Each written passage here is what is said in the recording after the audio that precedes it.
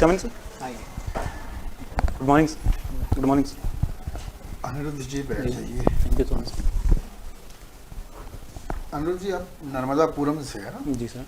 जो एक संक्षिप्त जानकारी दीजिए तो हम लोगों को। जी सर, नर्मदापुरम मध्य प्रदेश के भोपाल राजधानी के निकट लोकेटेड है। ये मुख्यतः अपनी प्राकृतिक ब्यूटी के लिए जाना जाता है। यहाँ से पचमढ़ी है, सतपुड़ा टाइगर रिजर्व है, नेशनल पार्क है और बोरी वाइल्ड लाइफ सेंचुरी है। इसके अलावा ताबा डैम और नर्मदा नदी के कारण भी जाना जाता है सर। अच्छा अच्छा। और इसका कोई ऐतिहासिक महत्व? हाँ जी सर, ऐतिहासिक महत्व इसका है। इसमें आदमगढ़ की जो शैल चित्र पाए जाते हैं जो काफ़ी प्री हिस्टोरिक टाइम के माने जाते हैं सर। जी सर। इसके अलावा मध्यकाल में सर इसका जो आदमगढ़ का जो स्टोन एज का है, जी सर, है ना?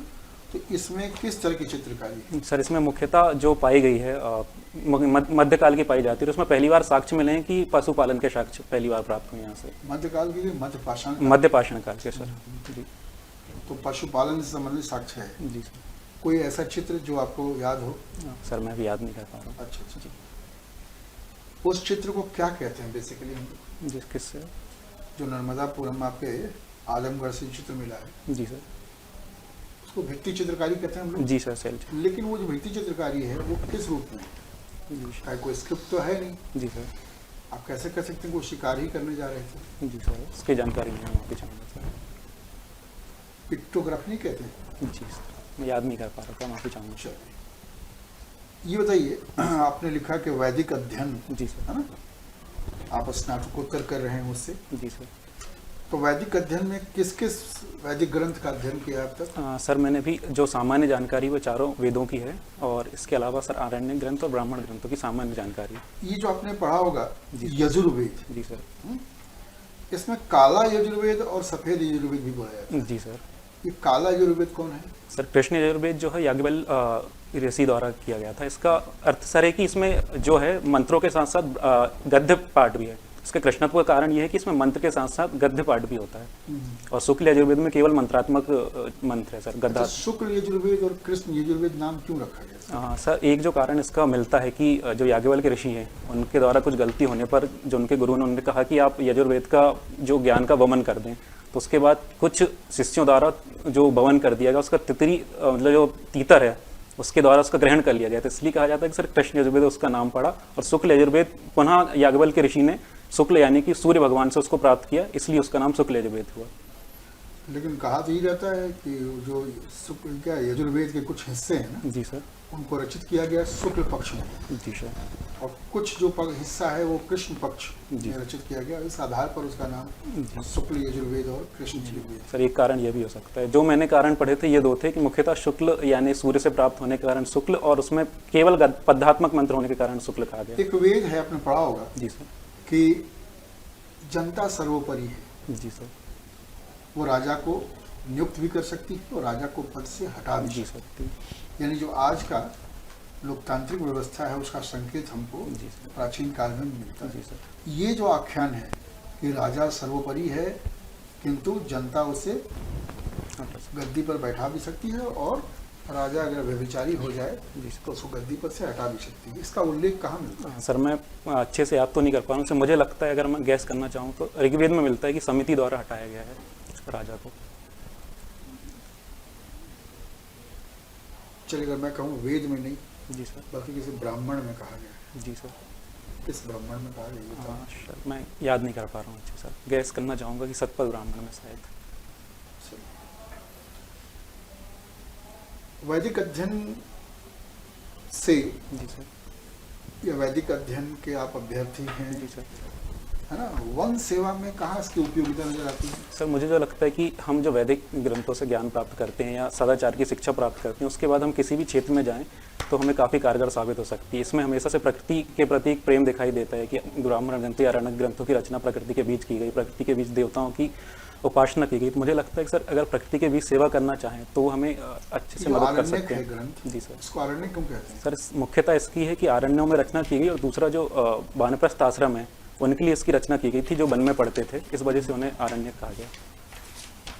जिस समय उपनयन संस्कार होता था और उसके बाद किसी बच्चे को, है ना, ज्ञान अर्जन के लिए उनके जी सर, आश्रम में, मेरे ऋषि के आश्रम में भेज दिया जाता था। जी सर, उस समय एक संस्कार होता था जी सर, जब वो तमाम शिक्षा या ज्ञान अर्जित कर लेता था जी सर। और ऋषि के अनुभवों के आधार पर अब वो स्नातक हो गया है, जी सर।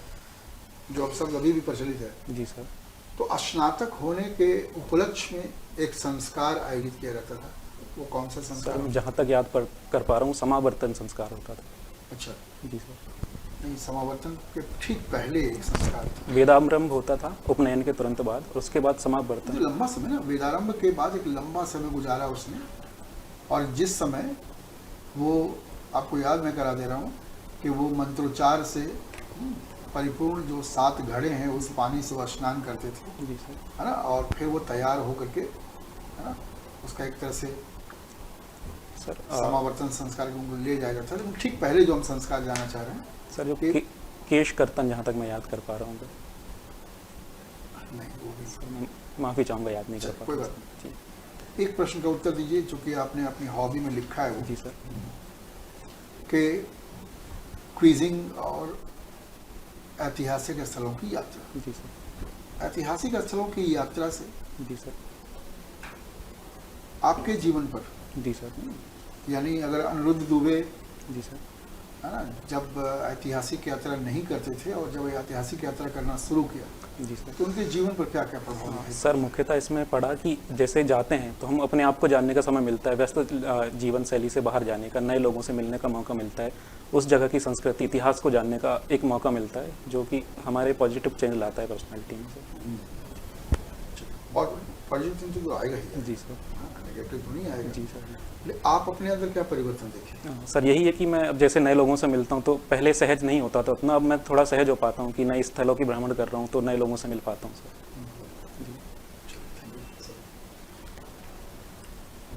बेटा ये बताओ, जी सर। पेपर वेपर पढ़ते हो? जी सर। ये महू के बारे में सुना है आपने कुछ? जी महू, महू जी सर। नाम जानते हैं आप? जी सर जानता हूँ। इंदौर के आसपास। तो ये जो महू है, यहाँ पे एक तो जानापाव कुटी है, जी सर। है ना, एक मलेंडी नाम का स्थान है, जी सर। या हम देखें कि यहाँ पर नंदलाई घाटी नाम का एक स्थान है। यहाँ पर जो है बाघ देखा गया है, जी सर। ठीक है। जी। अब आप फॉरेस्ट डिपार्टमेंट में जा रहे हैं और वो बाघ जो है आदमखोर हो चुका है जी सर। है ना, उसका रेस्क्यू करना है। जी सर। आदमखोर बाघ है, क्या उसको गोली मार दें? सर मैं मुख्यतः ये मेरा लास्ट ऑप्शन होगा। पहले मैं चाहूँगा कि उसका जो बेहोश करके उसे रेस्क्यू सेंटर में भेजा जाए और कुछ समय कैप्टिव में रखा जाए। मेरा लास्ट ऑप्शन होगा कि मैं उसे गोली मारूँ, अगर सर वो बहुत अनियंत्रित हो चुका है तो।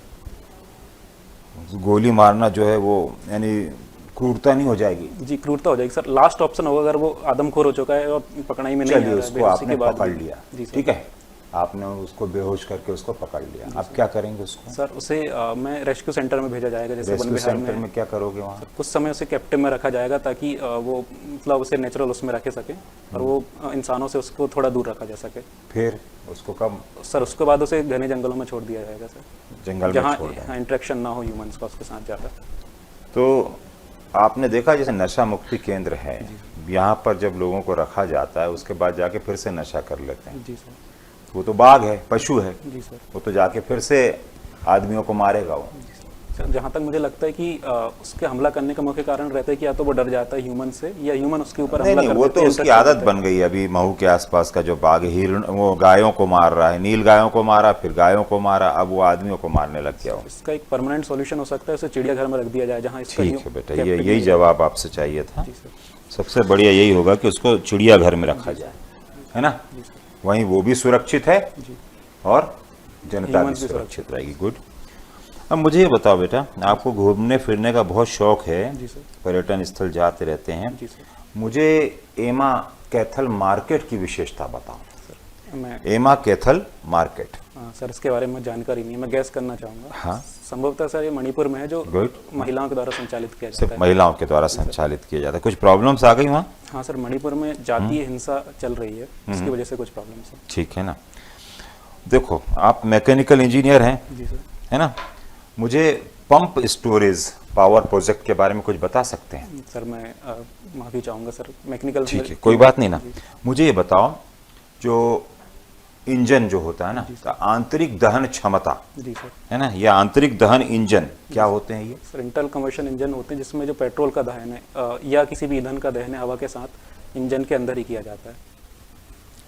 इंजन के बाहर भी दहन होता है क्या? हाँ सर, कुछ इंजनों में होता है। कहाँ, कैसे, कौन कौन? सीआई इंजन हो सकता है सर जिसका उदाहरण, और मैं सर याद नहीं कर पा रहा हूँ, माफी नहीं कर चाहूंगा। पा रहे हैं। तो ये आंतरिक दहन ईंधन जो होता है, आंतरिक दहन इंजन जो होता है, जी सर। यहाँ पर नॉकिंग की स्थिति कब आ जाती है बेटा? हाँ, सर मैं याद नहीं कर पा रहा हूँ, माफी नहीं? चाहूंगा। जी सर। चलिए, BS6 मानक क्या होते हैं? सर BS6 मानक भारत स्टेज 6 मानक है जो प्रदूषण को कम करने के लिए यूरोपीय स्टैंडर्ड के तर्ज पर भारत में लाए गए हैं। क्या होते हैं बेटा? 2-3 मानक बताएंगे, नॉर्म्स? मैं याद नहीं कर पा रहा हूँ। नहीं कर पा रहे हैं। चलिए मुझे बताओ कि इंजन जब बहुत ज़्यादा गर्म हो जाता है तो उसके कूलिंग के लिए क्या किया जाता है? क्या है, एक कोई फंक्शन है? जी सर, होता है। क्या है? कूलेंट की यूज़ किया जाता है सर कई बार। नहीं, जो फंक्शन का नाम क्या है वहाँ पर जो इंजन को ठंडा रखता है? सर मैं याद नहीं कर पा रहा हूँ। रेडिएटर है क्या वहाँ? जी सर, होता है। रेडिएटर में आप कूलेंट का यूज़ करते जी हैं। सर। कूलेंट सामान्यतः किस प्रकार के सामग्री से बना होता है? सर मुख्यतः लिक्विड से बना होता है और फिन का इस्तेमाल भी किया जाता है ताकि फिन्स का इस्तेमाल भी किया जाता क्या है है, ताकि कोई air कूलेंट pass का किया जा नाम सके। होगा आपका? सर मैं नहीं याद कर हैं? पा रहा हूँ, नहीं है माफी नाम? चाहूँगा सर। जी। चलिए बेटे ये बताएं, अनिरुद्ध दुबे नर्मदापुरम से हैं। अभी आपने आदमपुर वगैरह के बारे में बताया है, आदमपुर ये सब क्षेत्र। नर्मदापुरम में एक तवा घाटी परियोजना है, जी सर। उसके बारे में बताइए आप। जी सर, तवा घाटी परियोजना सर 1970 के दशक में शुरू की गई थी ताकि नर्मदा पे आने वाली बाढ़ और आसपास सिंचाई और बिजली की व्यवस्था की जा सके। तो इसके लिए इटारसी के पास एक बांध बनाया गया है सर, जो मध्य प्रदेश का सबसे लंबा बांध भी है। चलिए, है ना, अब मुझे ये बताइए, जो सतपुड़ा बायोस्फीयर रिजर्व है, जी। ठीक है, सतपुड़ा बायोस्फीयर रिजर्व किस प्रकार का बायोस्फीयर रिजर्व है? पचमढ़ी बायोस्फीयर रिजर्व है जो नहीं, हाँ जी। ठीक है, बताओ ना। Pachmarhi biosphere biosphere reserve, reserve है सर। इसमें सतपुड़ा टाइगर रिजर्व, ठीक है, बोरी वाइल्ड लाइफ सेंचुरी और पचमढ़ी जो वाइल्ड लाइफ सेंचुरी है वो मुख्यतः है। उनको रखा जी, गया उनको है ना। रखा गया। अब मैं ये पूछना चाहता हूँ कि उसमें कोर एरिया कौन सा है और बफर एरिया कौन सा है? सर इसमें मुख्यतः Satpura tiger reserve, Satpura national park जो है वो कोर एरिया में आता है और जो वाइल्ड लाइफ सेंचुरी है, पचमढ़ी वाइल्ड लाइफ सेंचुरी, बोरी वाइल्ड लाइफ सेंचुरी, वो जो है बफर एरिया में है। तो बेटा यहाँ पर किस प्रकार की जो है आनुवांशिक विविधताएं रखी गई हैं, जी सर का इसमें उनको संरक्षण दिया जी जाता है? सर, इसमें मुख्यतः बिग कैट की प्रजातियों में तेंदुआ है, बाघ है। इसके अलावा जो देखा जाए तो ढोल एक प्रजाति पाई जाती है, इंडियन जायंट स्क्वेरल जो यहाँ मुख्यतः केवल सतपुड़ा में ही पाई जाती है। कौन सी?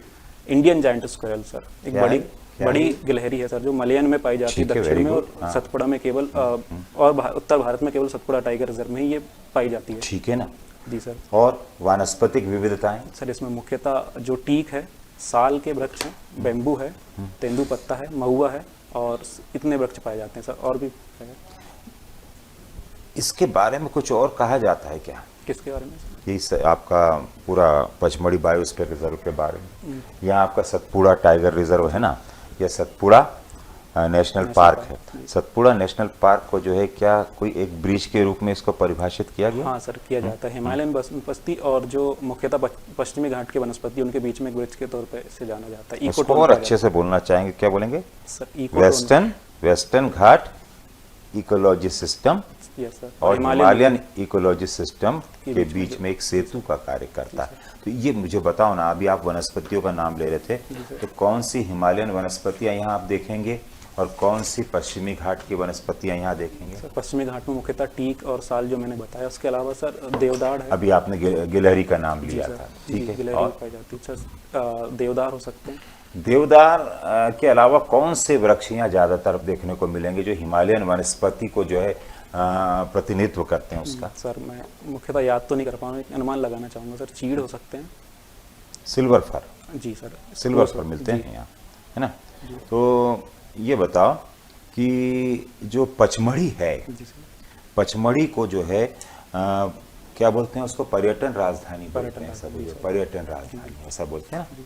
तो यहाँ पर कौन कौन से वाटरफॉल आपको देखने को मिलते हैं? सर, ये भी एक प्रकार की विविधताएं हैं। जी सर। सर यहाँ पे मुख्यतः बी फॉल है, डचेस फॉल है, अप्सरा प्रपात है, 3 मुख्यतः प्रपात है सर यहाँ पे। मुझे एक चीज बड़ी परेशान करती है जी सर। कि जब मैं नर्मदापुरम आता हूँ बारिश के दिनों में, जी सर। ठीक है ना, वर्षा होती है, बढ़िया वर्षा होती है, पर उतनी वर्षा नहीं हो पाती जितनी पचमढ़ी में होती है। जी सर। पचमढ़ी में पानी गिर जाता है 213 सेंटीमीटर के आसपास, है ना। वहीं होशंगाबाद में पानी गिर पाता है 110 सेंटीमीटर, 120 सेंटीमीटर। ऐसा क्यों होता है बेटा? सर मुख्यतः इसकी वजह हाइट कह सकते हैं कि हाइट बढ़ने के साथ एडियाबैटिक ताप ह्रास होता है, तो जो ऊपर उठती हुई हवाएं वो अपनी नमी पहाड़ों की ढाल पर छोड़ती जाती है। तो मुख्यतः ऊंचाई पर स्थित है पचमढ़ी, जिसकी वजह से सर वहाँ ज़्यादा बारिश होती है और मुख्यतः मैदान में स्थित होने के कारण ठीक होशंगाबाद है में कम बेटा, वर्षा थैंक यू होती है।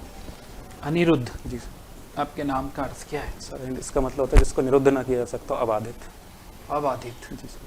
अच्छा, ऐसे कोई आपके जीवन में ऐसी कुछ आई थी जिससे बाधित हुए आप? हाँ सर, ऐसी मैं- परेशानी जी अभी तो नहीं है सर। अब अभी तक। नहीं जी सर। आपको ऐसा लगता है कि फॉरेस्ट में जाने के बाद आ सकती है? सर कुछ चैलेंजेस है जो ग्राउंड लेवल पे क्या आएंगे। चैलेंजेस है? सर जैसे कि अतिक्रमण हो सकता है, फॉरेस्ट फायर भी इसमें चैलेंजेस आ सकते हैं सामने।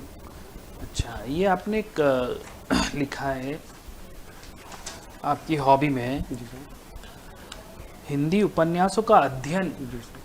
अध्ययन करते हैं कि पढ़ते हैं? जी सर, पढ़ता हूँ मतलब। हैं? पढ़ता हूँ। दोनों में क्या अंतर है? सर अध्ययन मुझे जो लगता है कि सर एकेडमिक के लिए पढ़े जाएं या जब ज़्यादा ध्यान दे के पढ़ा जाए शायद वो अध्ययन होता होगा, और जो पढ़ना है वो शायद जो एक एज अ हॉबी पढ़ा जाए तो या यहाँ relax पर क्या करके। उचित होगा शब्द? पढ़ना उचित होता है।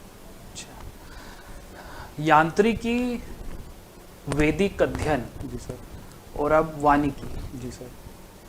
एकदम वेरिएशन है आपके। जी सर। कैसे मैनेज करेंगे इसे? सर जो यांत्रिकी अभियांत्रिकी में मेरा एडमिशन था सर, वो एक सोशल परसेप्शन की वजह से था, जिसका मैं मतलब उतना योगदान मेरा था नहीं, क्योंकि 12th के बाद अच्छे नंबर आने पे एक परसेप्शन रहता है कि मैं इंजीनियरिंग में एडमिशन ले लिया जाए, और जो एक प्रोफेशनल कोर्स है तो उसका बैकअप का ऑप्शन भी रहता है। तो सर उसके वो मैंने मैकेनिकल की, लेकिन जो वैदिक अध्ययन है सर जो मेरी रुचि की वजह से मैंने उसमें एडमिशन लिया था, और मुझे लगता है सर उसका अध्ययन करने के बाद मैं किसी क्षेत्र में जाऊँ अच्छा प्रदर्शन कर सकता हूँ, तो एक वन की या वन उसमें भी एक अच्छा ऑप्शन हो आप सकता तो है। मतलब इसमें किया है, तो आपकी तो शुरू से ऐसा लग रहा है कि रुचि शायद वैदिक की ओर है, सनातन धर्म की ओर है, पुरोहित हो सकते थे आप अच्छे। जी सर, मतलब मैं एंसेंट हिस्ट्री की तरफ ज़्यादा थी सर, तो उसी उसमें वैदिक स्टडी में एडमिशन लिया मैंने। अभी जो नए संसद भवन का जो उद्घाटन हुआ, जी सर। वो किसने किया? किस तरह के पुरोहितों ने किया? सर जो मुख्यतः दक्षिण भारत से बुलाए गए थे पुरोहित। क्या बोला गया उन्हें? सर मैं याद नहीं कर पा रहा हूँ, माफी चाहूँगा। अच्छा, चलिए ठीक है। भारतीय यदि हम बोले राष्ट्रीय वन नीति जी सर। कब बनी? सर 1952 में जो आज़ाद स्वतंत्र भारत की उसके पहली- बाद? उसके बाद सर उसमें संशोधन किया गया 2017 हाँ, क्या किस वर्ष किया गया? 2017 में सर। सर 2017 में जो मैं याद कर पा रहा कितने प्रतिशत वन होना चाहिए वन नीति के अनुसार? हूँ। सर मैं माफ़ी चाहूँगा, दूसरी वन नीति 1988 में आई थी। जो पहली वन नीति उसके हिसाब से 33% वन होना चाहिए मैदानी क्षेत्रों में और Exactly. 60% होना चाहिए हाँ। पहाड़ी क्षेत्रों में। 88 की नीति के हिसाब से 33% मैदानी क्षेत्रों में और 66% जो है पहाड़ी क्षेत्रों में होना चाहिए वन। चलिए ठीक है, थैंक यू। बुलाते हैं आपको ना। Thank you so much.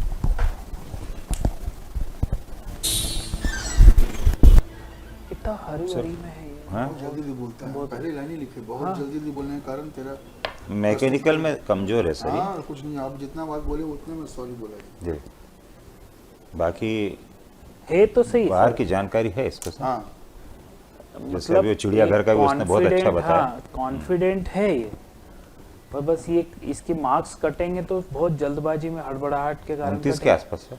29-30। क्यों सर? बुला लें सर। हाँ बोला लीजिए। बहुत जल्दबाजी के कारण जाएगा ये। मैं कमिंग सर।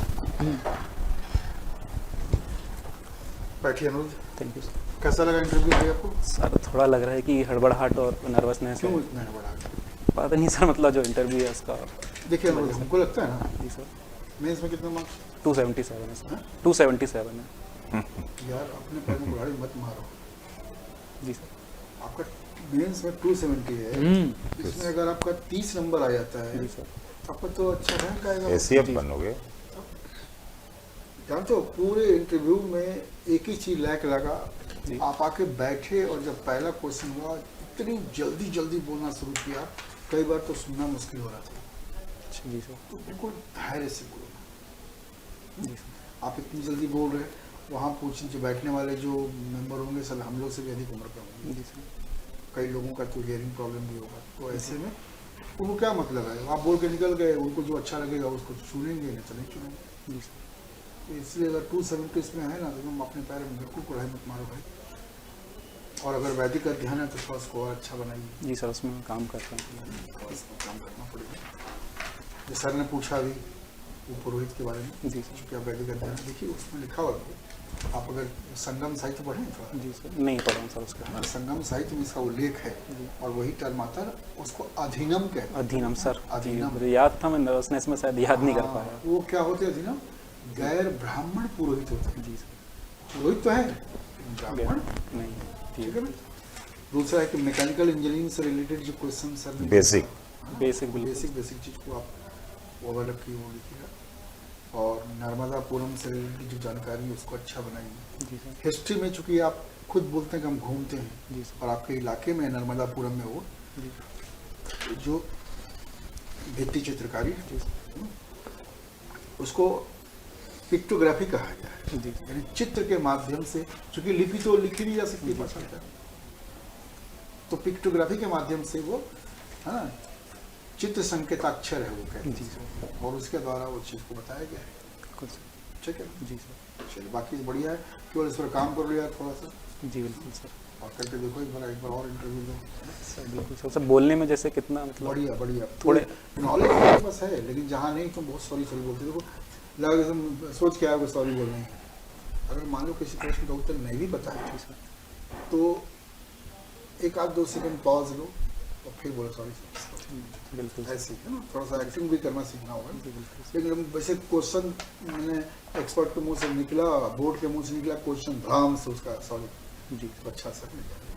बिल्कुल सर, तो इस पर ठीक मैं है, बिल्कुल ध्यान दीजिए, हो जाएगा यार, सर। तुम्हारा सिलेक्शन श्योर है। सर मतलब इसमें अगर नंबर का पूछा जाए तो कितने नंबर अब का मिल तो- जाएगा आपको, अच्छे मार्क्स हैं। आपको हो गया वही 272 इसमें, तो 30 इसमें दिए। जबकि अगर देखा जाए तो आपका इंटरव्यू बहुत प्रॉपर नहीं गया, जी थोड़ा सुधार कर लोगे, 36-37 के बाद पहुंच जाओगे, रैंक मिलना है, सिलेक्शन तो होगा, बिल्कुल सर। रैंक मिलेगा। Thank you so much sir. ठीक है ना। Thank you so much sir. एक क्लोथिंग पे था सर, तो जो सूट पहनना है वो मतलब अच्छा इंप्रेशन जाता है, पहनना चाहिए, पहनना चाहिए। क्योंकि सर मैं जो गर्मी थी उस वजह से मैं पहले सिलवाया नहीं था, तो अब मैं देखो ना, वैसा कोई है ना, दिक्कत नहीं। सकता है हो एक जाएगा आध- एक आध दिन में बारिश हो जाएगी, जी सर। है ना, तो पहनना शुरू कर दो। इससे क्या होगा ना कि थोड़ा सा आप यूज्ड टू हो नहीं, वो जाओगे। अब सिलवाएंगे सर, ऐसा बोल रहे हैं ना, हाँ वो सर वो मैं कर लूँगा। अब सिलवाएंगे तो रहने दो, सिलवाएंगे? आप रहने दो बेटा, हाँ सर, तो क्योंकि प्रैक्टिस जब जीवन में कभी पहना नहीं तो फिर क्यों आपको पहनो। वो अनिजी लगेगा, मालूम है। क्योंकि आप तो फॉरेस्ट डिपार्टमेंट में जा रहे हो तो कोई सूट की जरूरत भी नहीं है। डिप्टी कलेक्टर के वाले में जाते तो ठीक है, वहाँ थोड़ा ऐसा रहता कि हाँ यार, जी सर। पर यहाँ तो आपको जो है ड्रेस पहन के बैठना, याली पहनना, यूनिफॉर्म पहनना, खाकी वर्दी पहनना। ठीक है सर। जल्दबाजी मत करो, जल्दबाजी के कारण आपके आंसर गलत हो रहे हैं, ध्यान रखो, जी सर। है ना। सहजता अच्छी, आप तो बन रहे हो बेटा, अधिकारी बस। बन रहे हो।